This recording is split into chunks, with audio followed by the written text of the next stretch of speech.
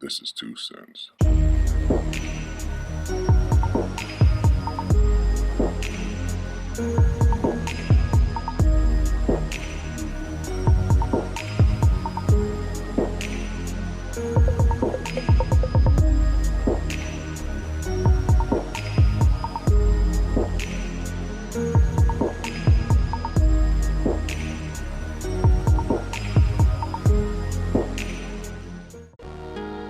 Yeah. What up, man? Long time, and long overdue.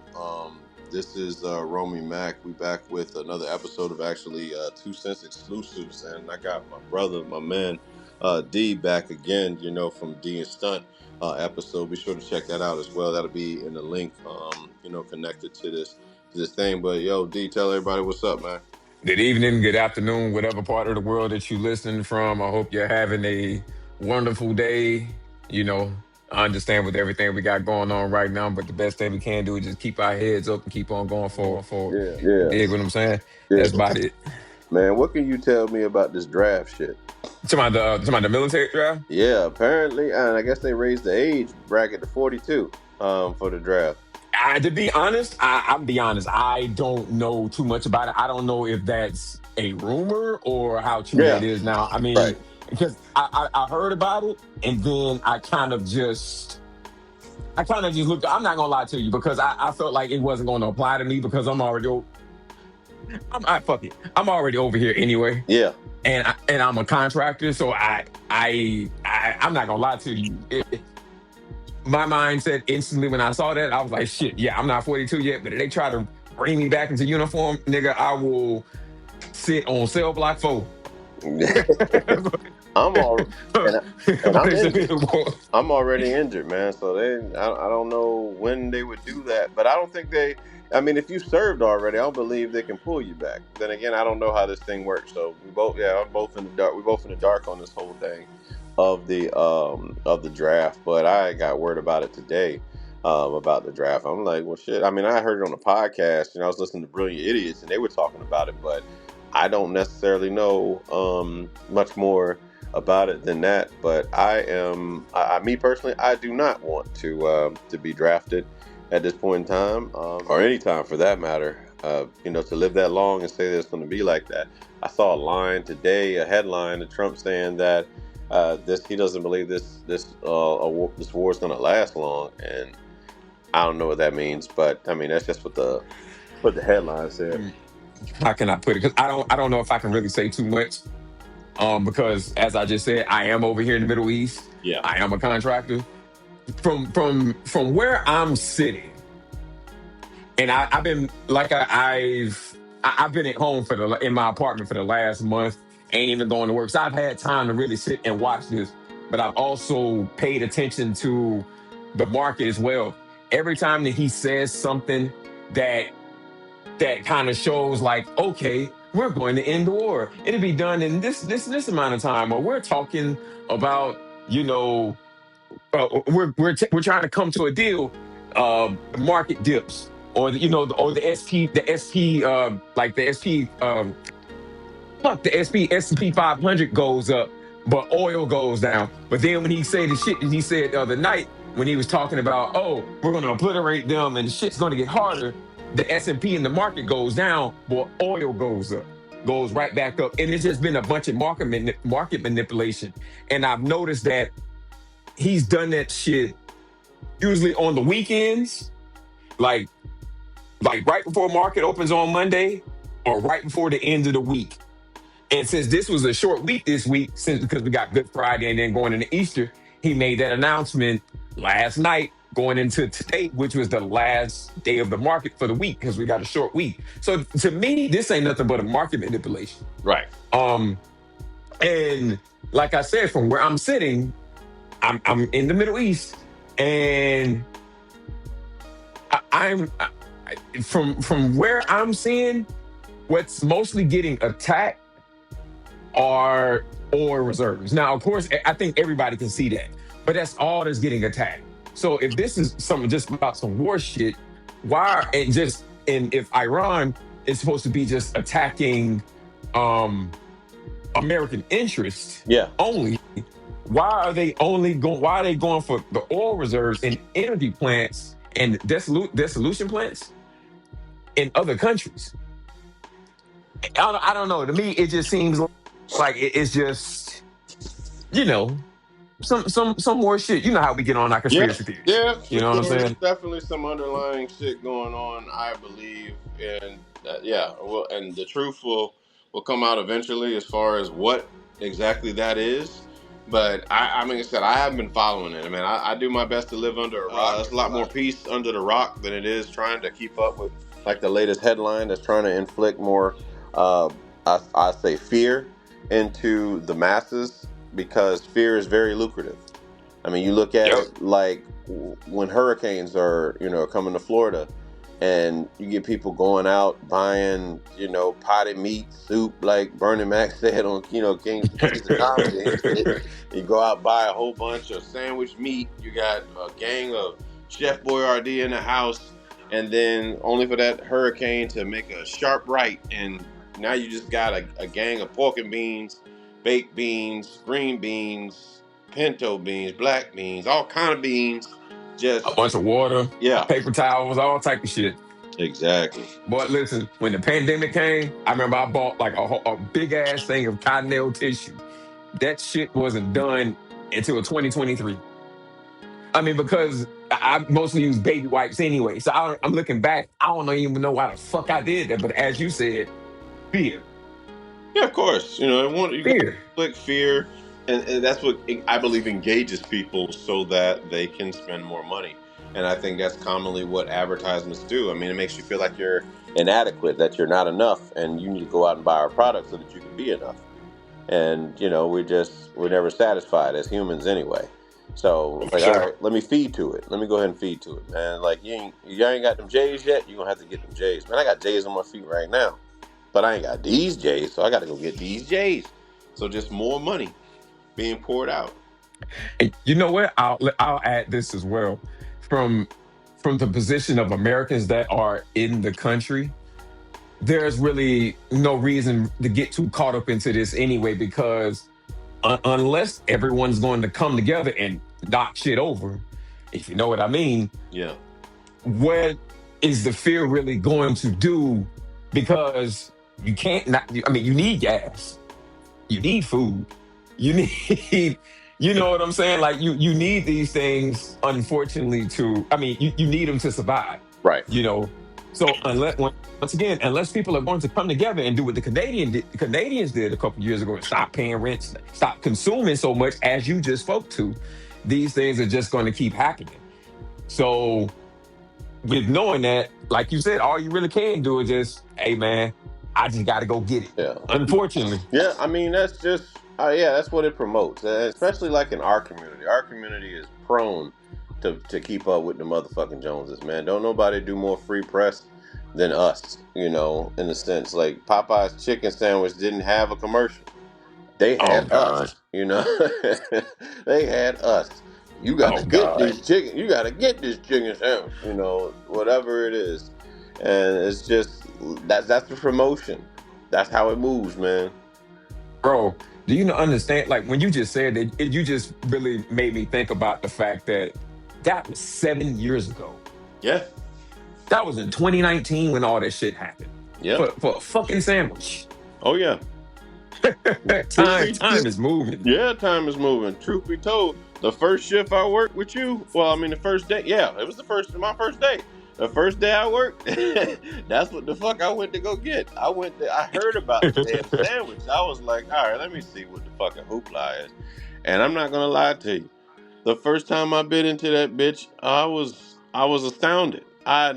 Remember that. I never tasted a chicken breast that damn tender, bro. I questioned what this meat was for a second because this shit was awesome. Forget all the hype about it. I'm like, no, this shit really tender, like a chicken breast. Because commonly chicken breast is dry, for the most Yep. part. And I'm like, it ain't a dry piece in this motherfucker. But yeah, that shit was on point. Yeah, that shit was on point. And then they had the audacity to come with a spicy one. And right after Oof. that, they created a fucking fish sandwich, built in the same built in the same way. Really? I didn't Yeah, know that. yeah, the Alaskan Pacific fish sandwich. Yeah, I think it's still there. But I used to, yeah, back when I wasn't caring about calories, I would get one of the originals and then I get that fish sandwich and be done. And that was, yeah, they was potent product for sure. It was definitely potent product. Said they put crack up in this thing, Yeah, man. I am. I'm almost certain that there might need to be an investigation done on Popeyes for definitely for illegal drugs inside their products. Because yeah, I mean, you hear a lot of hype about shit. Try it and be like, all right, cool. Hear about an album, yo, Mhm. you need to listen to this album. This shit great, and then you listen, it's like, man, it's all right. That fucking chicken sandwich was it stood on its own. It didn't need promotion, but I was like, wow, that shit was good. That shit was really good. We both fucking wrestling fans, man. So let's kind of tap in to the up and coming weeks. We got WrestleMania on the horizon, man. How you feeling about it? Oh boy. I'll admit that since, and I think most wrestling fans all share the same sentiment especially when it comes to WWE, that really since the start of 2025, it has been horrible to watch, and it's just been a continuous, just snowball, just going down and getting worse. Right. And it's sad because, and I'm saying all this to lead into my point. It's sad because that peak up into 2024 was the most interested I've been in wrestling since 2005, Right. 2006 maybe. And we was talking about it all the time, just like how cool this shit was. Wrestling was cool again. You know what I'm saying? And since last year's WrestleMania and just how it bombed completely. It bombed. I mean, you had a few, good matches and good moments here, but just overall, the show bombed. And just since and then I'm gonna say this: the minute that after that WrestleMania, that they announced that WrestleMania 42 was gonna run it back to Vegas again, Yeah. I knew it was gonna be some bullshit. Because I'm like, you, at least from what I can recall, I've never seen that. I've never seen that in the NBA, or not the NBA. Never seen that in the NCAA, or just any other tournament. At least from my knowledge. But from a wrestling standpoint, I guess I'm kind of going back to the whole energy thing.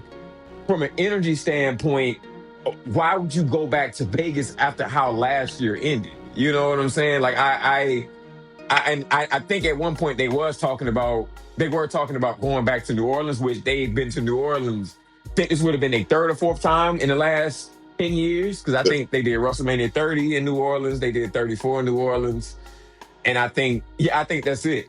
But I would have rather had them done that than this. So, and then now the build up and just how everything just seems so patchwork, man. It's just like, and I know it's fun for us to poke at Triple H. I know it is, but I'm gonna be fair to Triple H here, and I'm sorry to be long winded, but I'm gonna be fair to Triple H, and I'm just thinking like this all cannot be him and the writing team, because prior to 2025 and prior to like before TKO took over, Yeah. Triple H was cooking. Like he was whipping it with both wrists. Right. Like effortlessly, man.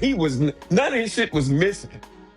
And then just 2025 comes, I guess TKO finally got their hooks into the company, and at least that's my assumption. And now it's just, man, I'm not excited about it at all. I don't even think I'm gonna watch it.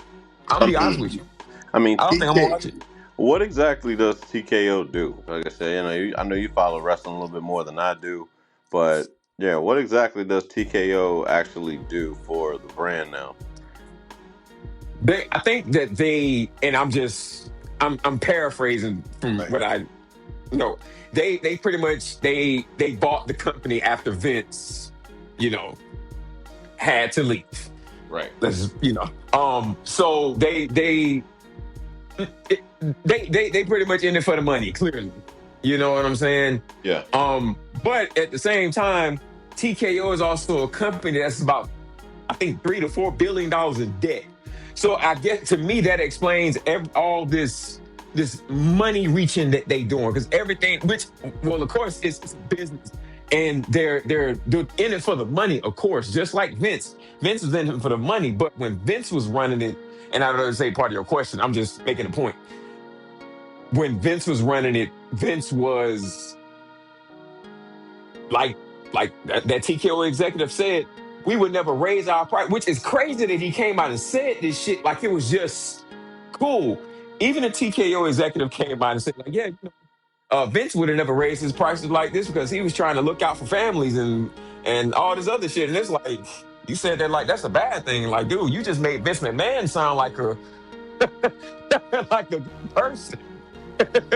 So it's yeah, but that said, with them owning the company, I mean, you would think that they would have some say so into how things are going to go. And maybe even including storylines. Triple H ain't got that much power. I don't think he has that much power. I think he's just kind of like the president. He's the face. Right. He's going to take all the blame. Yep. He's going to get all the credit. Yep. Like a quarterback as well, Yeah. But the Triple H ain't got that much power. He don't. Clearly, he doesn't. Yeah. I don't think he does. Right. I mean, I can see that. I mean, I just don't feel the WrestleMania hype leading up into it, and that very well could be. Imagine us as fans being shocked on the day that WrestleMania is here because of that. Or it very well could be what we all are anticipating. It's going to be lackluster. Now, I saw recently, because it's so strange to me, because Steph had just interviewed Cody. And, obviously, they were being off character. And now Steph and Cody is in the ring, and Steph is coming at, Cody a certain way. And I look at those things. That's what I'm saying. Like, we talked about they knocked down the fourth wall in wrestling, and it's like you don't know what is what. You know what I'm saying? Like that's why I like Dominic. Dominic stays true to character and saying that his father was a deadbeat, even though he was backstage with this nigga the entire fucking time. I find that to be funny, but I like that he's staying true to character, and they've got potential. I just don't like the writing. I'm not a fan of what they're preparing for the for WrestleMania. I agree. But what I was going to say was that, I think that's also another issue, is them constantly breaking down the fourth wall. And especially with this WWE Unreal show. I'm not going to lie to you. I can't watch. I've seen clips, but I can't watch one episode because even though we know it's entertainment, but I don't want to see this much. You know what I'm saying? As a fan. And the funny thing is, even the wrestlers don't like it. Matter of fact, I seen Drew McIntyre. I seen like a clip. I guess he did an interview with Chris Van Vliet. I think that's his name. He did an interview with him today, and that was kind of like a short part of him saying that in there, where he was just like, pretty much he's not that much of a fan of, or he insinuated like, he's not a fan of it. And I've heard other guys say the same thing, like they're not a fan of shows like that. That's just that, has them going backstage and all this documentary stuff. Like it hurts the business. It hurts the credibility of the business. Because at the end of the day, you're still selling the children too. Right. Definitely still selling the children, man. I think they're trying to go a little bit more closer to the PG-13 thing. I think recently that's something that's been implemented. But yeah, for sure, sticking to the children. I want them to stick it to the children and make Cody go heel. That would be great. That's what I want. I want that. I want all the tears that come with Cody going fucking heel. And that's where we are with wrestling. I mean, Hogan pretty much shattered that shit. That changed the game. I mean, it fucked up WCW in the long run, but it opened the door. And now your favorite wrestler can be the one you hate the most, and then you learn to love him. I mean, The Rock did it. I mean, he started out trying to be that Rocky Maivia babyface shit at Survivor Series, and then the Rocky sucks chance comes, and he joins. They put him in the Nation of Domination to try to help him out, and then he overshadows the Nation of Domination and becomes a household Yep. name, becoming the real people's champion. And then he went to Hollywood. He kept going back to Hollywood, leaving and going back to Hollywood, and then there that was. You know what I'm saying? So it's like they started to boo him, and then he tapped right into it. But I believe that, we've spoken about this off air, that there was time for Cody to go heel with that setup with The Rock. That would have been ideal, and Cena could have played like the big face to finish out his, his final year. But they chose to go the opposite route, and it wasn't believable. I could see, with Cena going heel, if it made sense. It made sense 10 years ago. It did not. It did not make sense when he did it, and it's just like, so he got 4 months left, and y'all want this motherfucker to be, a heel. And for me, I wasn't buying it. The rest of the WWE universe wasn't buying it, and I hate the fact that wrestling is no longer a mystery. That wrestling is, wrestlers are being interviewed like as real people, not in character, Yep. but real as the real selves, talking about things. And Seth Rollins is on Club Shay Shay. Shout out to Club Shay Shay for that. But I'm just saying, as a wrestling fan, I don't want my wrestlers on regular TV shows. I don't need them on The Breakfast Club as their real selves and shit. As humans. Yeah. Like, exactly, kind of like using Hogan as an example.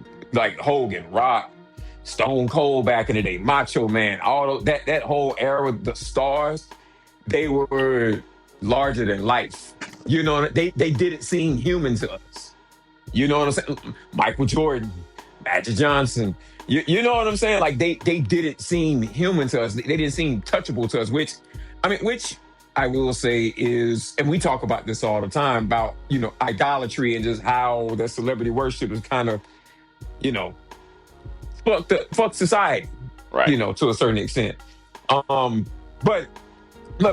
on the point of the business and keeping that mystique of the wrestlers, like, back in the 90s, you had like, speaking of The Rock, he had his song with Wyclef Jean, It Doesn't Matter. It doesn't matter. And then, he did Saturday Night Live and shit like that, but it wasn't. But if I remember correctly, and Hogan had his movies and stuff like that. But even in those movies, in their appearances they were always in character. Like, you rarely saw them out of character. Rarely saw that. Now they, like you said, except for Dominic Mysterio and MJF, especially MJF. MJF is always, I don't know if you've seen any of his interviews, he's always in character. Yeah. So those are only two that I can think of. And Drew McIntyre to some extent too, which I do like how he uses social media. Like as if he's still in character as well. But for the most part, no, everybody is too human. Like calling CM Punk Phil Brooks. It's like calling Roman Reigns like by his first name. Like I didn't know what Stone Cold's first name was, like until I was like 20 something. And to me, that's Stone Cold is my GOAT. So I don't know, man. I don't know where we're going with this shit, bro. I just like the Obi-Wan Kenobi or whatever, you know what I'm saying? My man name is fighting Brock Lesnar. I'd like to see him get. Did you call him Obi-Wan Kenobi? Oh, yeah, Obi-Wan damn Kenobi. I like to see him get over, you know what I'm saying? So Brock, I like what Brock is doing to kind of help him get over. And I believe that's what's going to happen, I We'll see. I would like to see Trick Williams get some recognition. I'd like, We'll see. for that matter, I'd like to see Montez get some recognition. You know, just a lot of the guys, man. Just to, yeah, let's get away from the old regime in wrestling, meaning like the last 15 years, and let's kind of work into these new cats. You know what I'm saying? I agree. Yeah. But we'll see. Certainly will We'll see. see. We're gonna take a drastic turn, a drastic change, so we can talk about some real shit on this pod, man. But you have been watching a lot of Kevin Samuels recently, and I practically watch him almost every other day and follow everything else that's in the Manosphere. I'm not sure if you had a chance to see the Netflix series "Living in the Manosphere" or "Life in the Manosphere," whatever it was, man. It was like almost like a diss record towards the people that they chose to follow from the Manosphere. I'm not necessarily the biggest proponent for who they chose.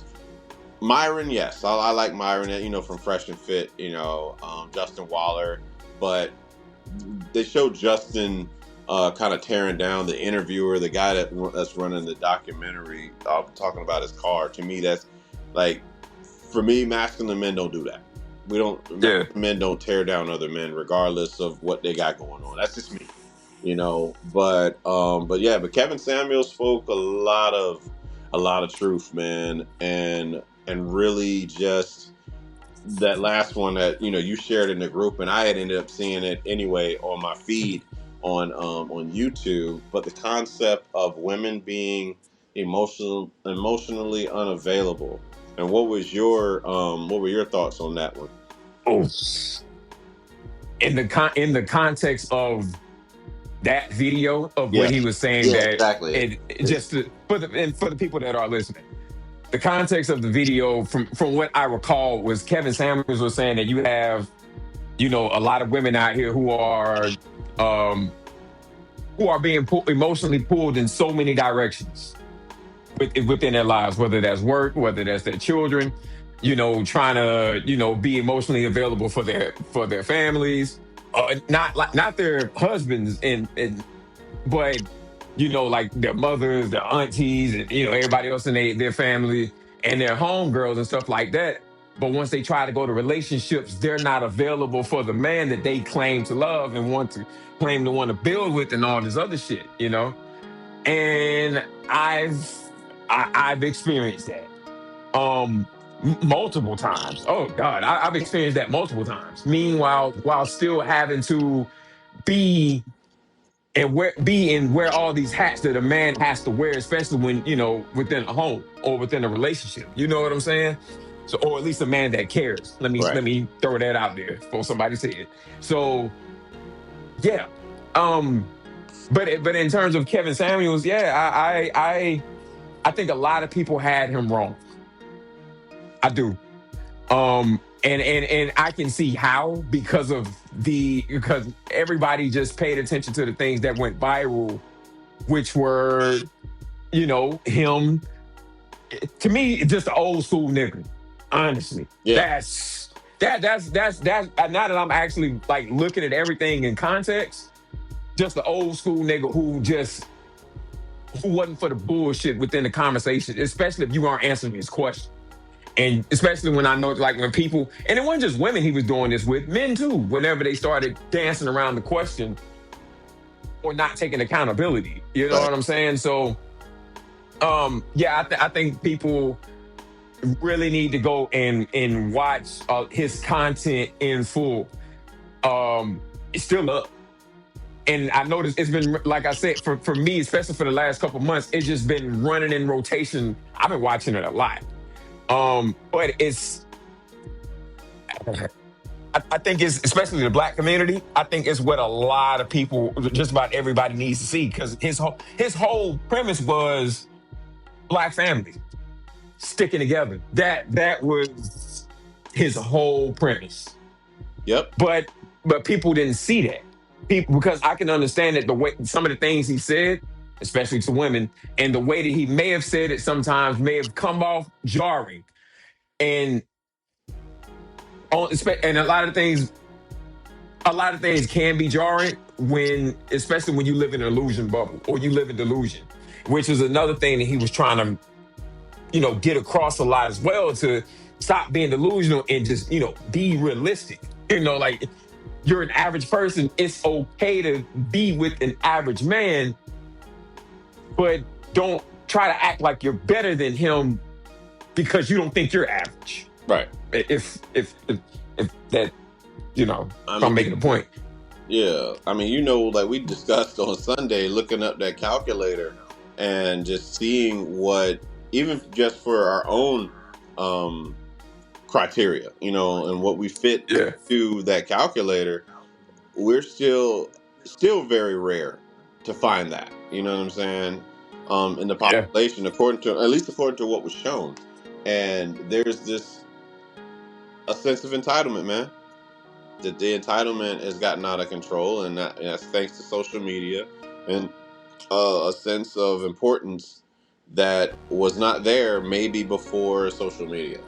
You know what I'm saying? I'd say in our community, for whatever reason, we like to put our women on pedestals. We're just brought up to do that. You know what I mean? Mm-hmm. And I'm not opposed to showing a woman recognition of value. Absolutely. Where I draw the line is when I have to act like you're better than me. You're more human than I am. And that's Mm. where we find I think that's where the miscommunication is the fact that TV has taught us. I mean, you look at all the TV shows. I mean, look how Urkel used to, what I'm saying, gawk over fucking Laura, and she shit on him every chance she got. You know what I'm Yeah. saying? How things used to go in TV, any other TV show. Like, man, I can't talk to her, man. She's the flyest girl in the class, or whatever this shit is, and all that programming. You just keep putting all these women on damn pedestals, and it's like, treat them as if they're human. Don't act like you don't have value yourself. Because I mean, if you working on yourself, honestly, if you putting in that work, or which Kevin Samuels talks about all the time, if you put in Yep. that work on yourself, I mean, why would you just like lose that confidence in oneself? The fact that you did, you made those efforts. You got in the gym. You decided to do the push-ups. You decided to do the sit-ups every night, and you know what I'm saying. Yep. So this like Kevin Samuel was above his time. I think it was ahead of his time.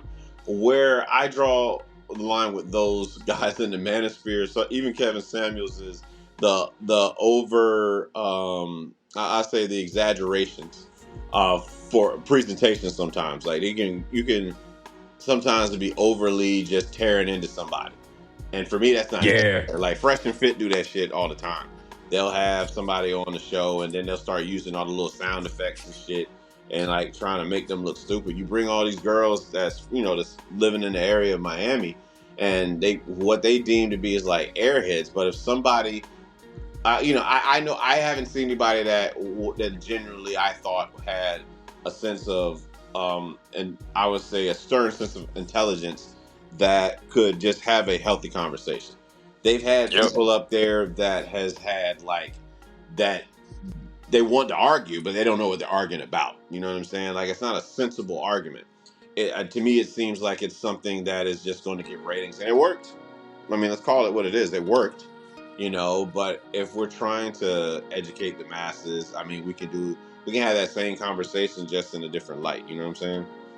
For sure. A more productive one. And that I 1000% agree that the catharsis. You know what I'm saying? The like kind of the over dramatization. Um, I mean, I'll say this. At least with them, they do have to. How can I put it? For what they're trying to push and put across, they do kind of have to sell themselves a little bit as something. I mean, well, damn, what's the words I'm looking for? I guess based on like the market of social media and how content is. Now, of course, you got some people that aren't going about it their way. They're being themselves 1,000%, kind of like we were just talking about with keeping up with the Joneses. Right. But for the most part, when you're trying to, I guess when you're trying to, reach your audience, yeah, like you said, it's gonna get ratings. So that's what they had to do. However, I am with you on terms of just having the conversation, because that's the most important thing. The conversation, and just getting to a resolution.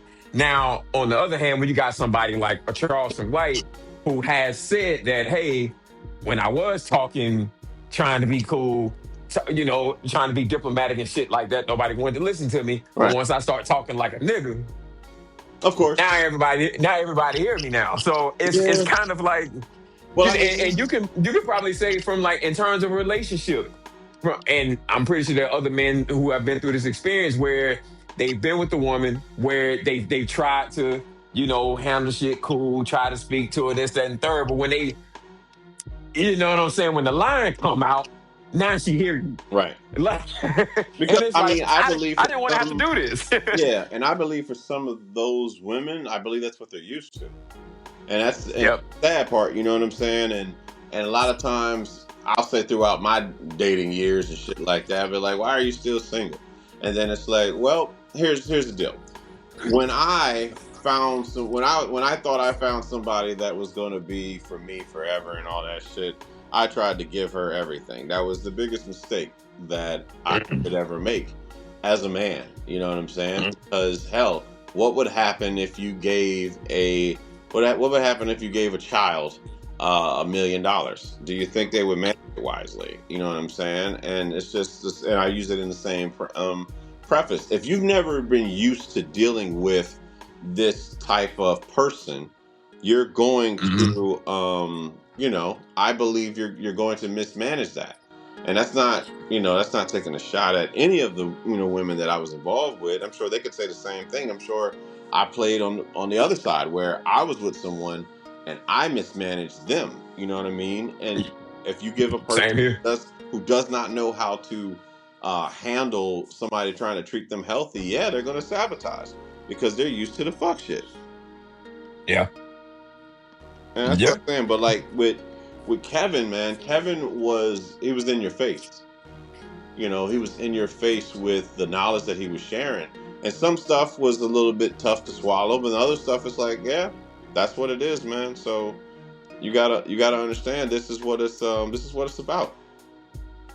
Especially with the with most women that he get to come up there, he'd say like, hey, if you want, his whole point was, if you want this type of man, and based on your life, because you have to, and this is something that I don't think men talk about enough, and women definitely don't acknowledge, that if the type of man that you want, you're automatically going to add some level of difficulty to his life, because now he has to provide for you. He has to be in a position where he's willing to lay his life down for you, and all the other emotional trading and everything else that goes along with relationships.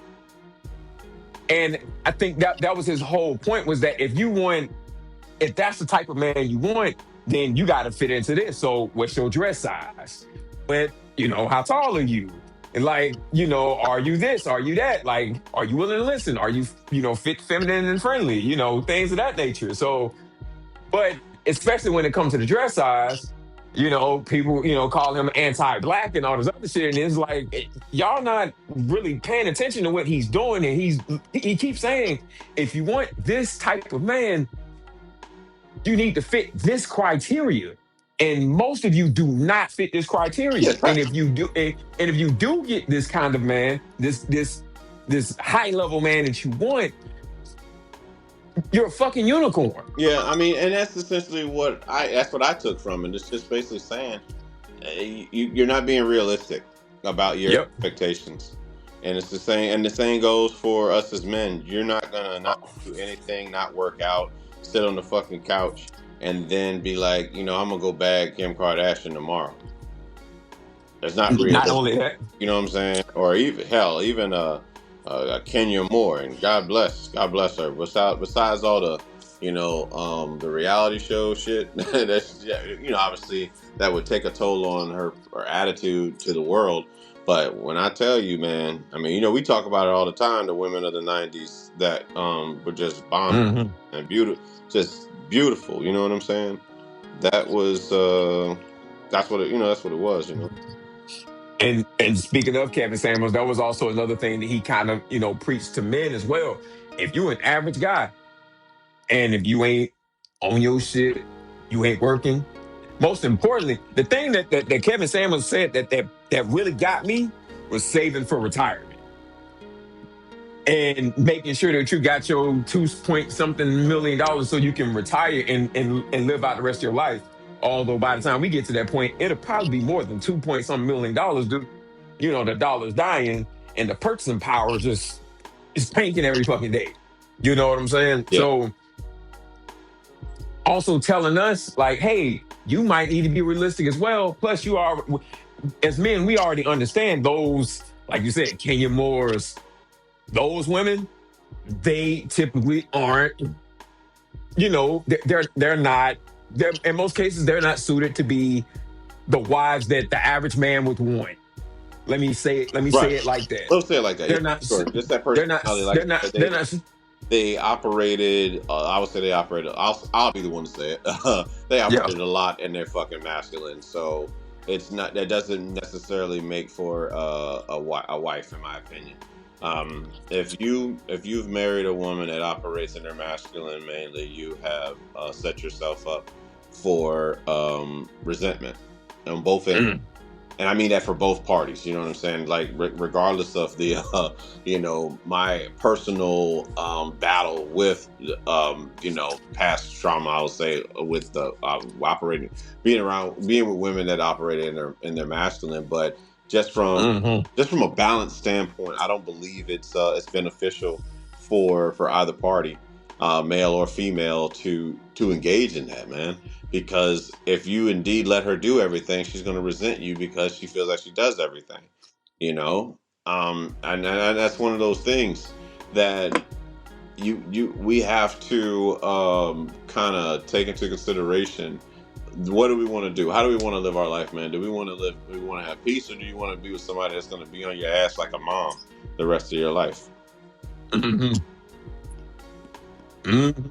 And kind of, extending that point about, once again, like the Kenya Moore type, unfortunately, due to social media, now, we got inflation, you know what I mean? And you got, your regular, IG baddie and this, that, and the third.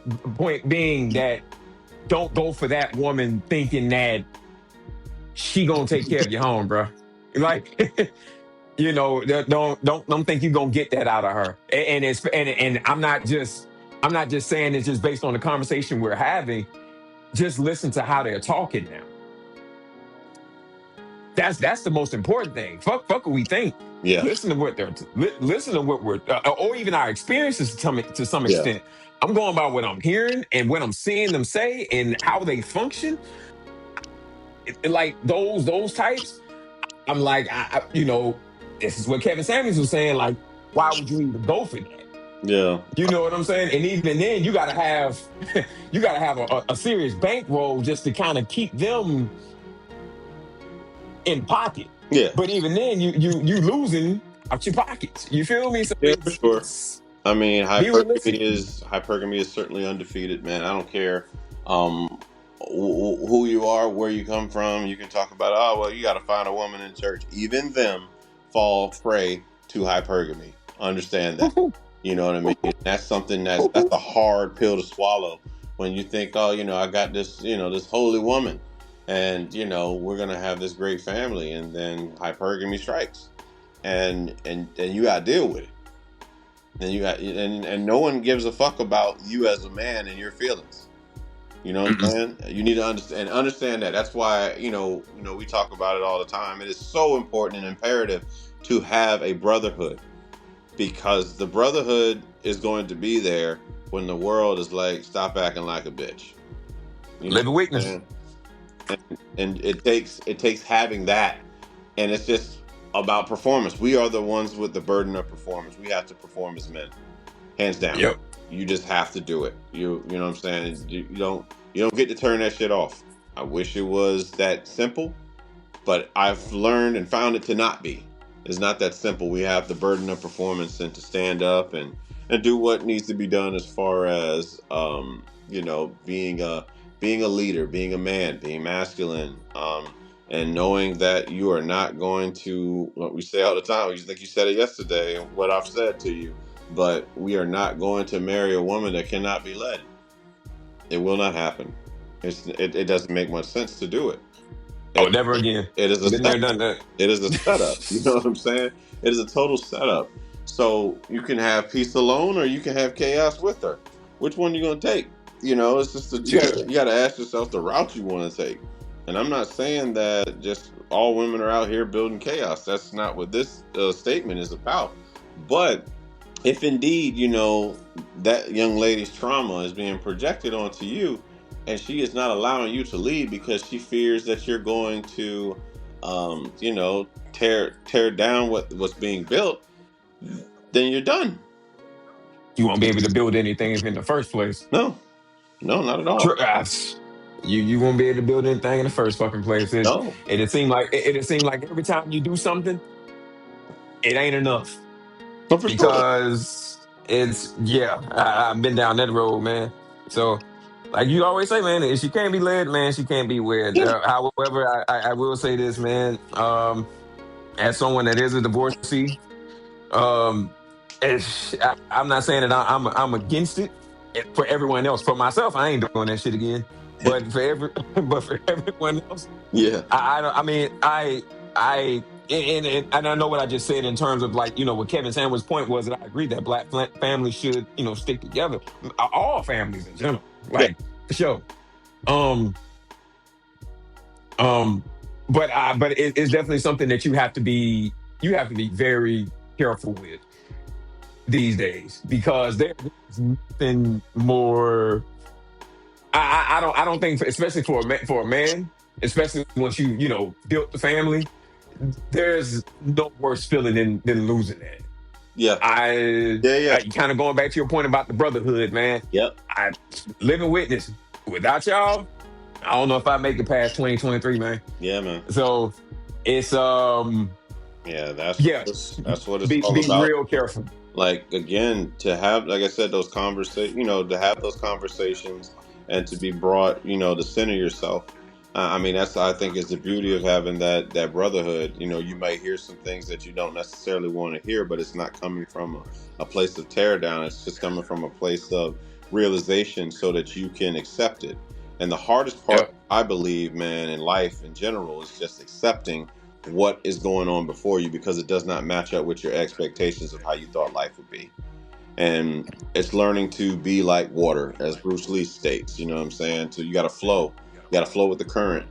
Otherwise, you will become what you'll feel fucked up by aversion, or not getting your desires met. Yep. Yeah, man. 1000%. Because that's it, exactly like you said. That like you said, not my desires met or what I thought was going to happen. Yep. Just I felt like life was over. Of Like course. just Yeah, and like it's hard to believe in those moments. And obviously, I've never been married to know that, but I know just from going through various different other challenges in life, you think things are happening to you when it was actually happening for you. And that's it's a whole perspective shift for you when you see that and be like, man, I really dodged a bullet. I'm glad I found out now. It ain't what I wanted to know, but I'm glad that I know. So now that I know to dodge that in the coming weeks, months, years, whatever it is for me, when I recognize something similar, and it's having stronger boundaries. So guys like Kevin Samuel, yeah, they might be a little bit eccentric and like fresh and fit in them, and Rollo Tomasi for sure. Shout out to the guru of the Manosphere. I'd say what they do is give men hope and guidance and awareness so that we do not try to take our own life. because a lot of that is happening with these, when guys are going through divorce, when guys are, Yep. they're having these breakups, when they're being separated from their kids, when they're being alienated by their co-parents and all these things, and no one gives a damn, because the courts tend to favor the woman in cases, so now Yep. to have something, a brotherhood, your own brotherhood, one thing of following what's going on in the manosphere, but another thing to have that brotherhood to kind of keep you going on a day-to-day basis, and also, making sure iron sharpens iron. And we talked about it on the last podcast me, you, and Stunt did. Very grateful for us having that brotherhood that we do have, so that we can stay on the straight and narrow. We've all shared something within the most recent years that has required the brotherhood to kind of come together for that. And yeah, like you said, just imagine if we did not have that, Ooh, man. Yeah. Man, yeah, for sure. When you say that, I only think about where I was at mentally Yeah. 3 years ago. Yes, sir. You know what I'm saying? And it's necessary. Oh yeah, for sure. It's necessary. Like, of course, like, publicly, people hear that word manosphere red pill, and which I will kind of, in which we both kind of been saying that we can't understand why, to some extent, that it kind of has a stain on the name. We can kind of understand. Yeah. We can kind of understand. We can understand why. Yeah. However, For sure. like you said, at the basis of it, that just a brotherhood that men, in a space that men have not had outside of the barbershop, Right. outside of being able to just sit out on the front porch or the man cave. You know what I'm saying? And shit like that. But men have never openly been able to talk about their experiences the way that men have been in mass, with the exception of the last like 7 or 8 years. Right. And it's caused quite a stir. Yeah. Because it's shaking up what was the primary social order, which is, the woman first. The woman comes before everything else. Women and children in the boats first. All of Mama this never shit, wrong. you know what I'm saying? Like, but what about the men? What do we care about? How do we care about the men? I mean, men are sent off to fight, and and that's just what it is. The women stay here. Like as far as the draft goes. Now I don't know how it's going to be with this, most recent thing, because you have a lot of talk of women wanting to be treated as equal. So we'll see how that goes when draft time comes. Are they going to be as bold and to nominate themselves to go and fight in the war, if indeed it does come to draft? I don't know. Like I said, I don't know the ins and outs of it, but there is a difference, man. It's not better, you know what I'm saying? But there is a difference between man and woman. We are not equal. We're not. We're just not. We're just built a certain way. It's a puzzle piece. You know what I'm saying? It's a yin and a yang, where we're stronger at things where they're weaker at things, and vice versa. And it's just about learning to work together. But if you carry on like you're better without a man or shit like that, or even better without women and stuff like that, I'm better without some of the toxic. I'm better without the toxicity that I'll say a woman can bring. You know what I'm saying, to a man, because of how we respond to women.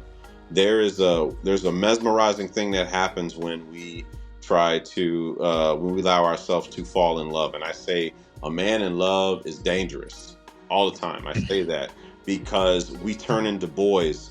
When we fall in love with a woman, we turn into this little ass boy, and we can put that before our purpose. And anytime you put a woman before your purpose, you lose both. So it's like you want to be able to keep the purpose there. If you're in a relationship, express the love, show the love, but do not allow yourself to be consumed by it. Otherwise, you will fall, and you're going to lose everything, and no one gives a damn. Just imagine that. Just keep that in mind.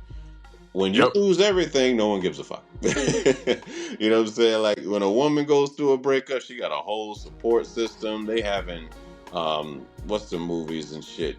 The fuck is that girl's name? That was Jim Carrey's wife in Me, Myself, and Irene. I forget the name of her movie, but You know, she was watching it on the movie The Breakup, whatever that was. Jennifer Aniston was watching her movie on The Breakup when she broke up. You know, it's like they got these things. They come together. They watch these sappy ass movies that kind of help them feel better, and then they're able to Yep. get back. You know, they're able to get back on the horse. As for us, man, like you said, that breakup hits different. We're built different. You know what I'm saying? We're built a little bit different when it comes to that. Like if we poured into you and then something were to go haywire, and Yep. it takes some time. It takes some time to come back to that. Man. It takes some time. It definitely takes time, man. And yeah, but you know, definitely shout out to the healthy members of the Manosphere and the healthy information that comes from the Manosphere, so that men can be a lot wiser when engaging in battle when it comes to the opposite sex. You know what I'm saying? Yes. Yeah, yeah. Yes, and that's the main point. Like you said, the healthy information that to push men to remain men, because for the last 50, 60 years they've been slowly killing masculinity. Oh yeah. And it's definitely at a point now, but the manosphere kind of is that comeback Oh yeah. for that. But like I said, like you said, the healthy information, and I know women don't want to hear it in general, but there is healthy information. You ain't gotta like it, Yeah. maybe because it doesn't work for you. And honestly, and I've been saying this for years too, I think women, they should have a sisterhood as well too, but Uh, uh, uh, uh, we'll a save that. healthy. I'll tell you, that's a perfect place to end this damn episode. We're gonna talk about that on the next one. We are gonna talk about the so-called sisterhood and how it fucks them over. Let me tell you that misery loves company. Well, I'm gonna leave it with that. Sisterhood. I mean, that support. Having a support group is one thing. Being a member of the Yes, sisterhood is another. And that sisterhood has ruined so many lives, and it's not even funny. And girls. I stand by that. But no, Mark. Before we close out, is there anything you wanted to kind of touch base with our audience before we close this thing out? I I guess listen to understand and not with your feelings, Right. please, because this is not intended to bash. And I can speak for myself, but I know my brother here too. That's not the intention here. No, not at all. Not on his end either, but this is not intended to bash. This isn't even intended to be one-sided, because we both have said that there's healthy information for men to continue to be men, and we're going to be Yeah. men whether you like it or not. Right. But and I mean that in a good, healthy way. But just listen with put your feelings down. Yeah. That's it. No doubt. No doubt. All right. Well, Put your feelings down. Another successful episode of J.E.T.Sense exclusive with D. Be sure to stay tuned for part 2 of the next episode of that. Well, I'm gonna go ahead and make that. We'll go ahead and stamp that out, and we'll talk about that sisterhood on the next episode before we get into anything else. But from Romy, Mac, and D, we out. Peace. Later.